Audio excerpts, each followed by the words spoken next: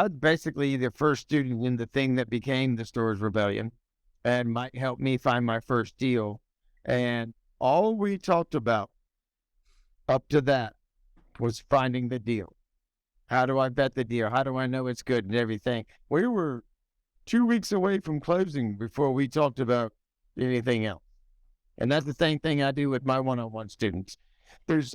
Storage is easy, but there's a lot of different things in it, and you can clutter your mind with, you know, worry about how I'm going to find boots on the ground or when do I raise rent and all that. And you don't need to clutter your mind with any of that until you get a deal. There's plenty of time to learn that because it's super, super easy.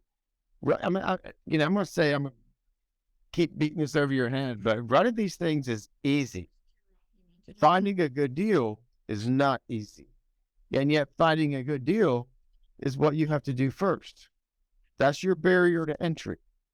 When we look out on this call here and there's 60 people and I know 20, 25 of them already have a deal and the other ones, are still looking for the deal.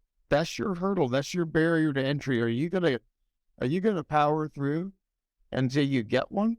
Because owning them is easy. Because once you own one, you'd be like, oh my God, this is the best thing since sliced bread. And then you won't mind going to the effort to find the second one. But some people will drop out before they get to their first deal. And that's unfortunate. And how do I build the confidence in you that that's the way it's going to be? I mean, I don't know. I'm not a super motivational speaker, but we certainly have story after story after story just in the Stores Rebellion.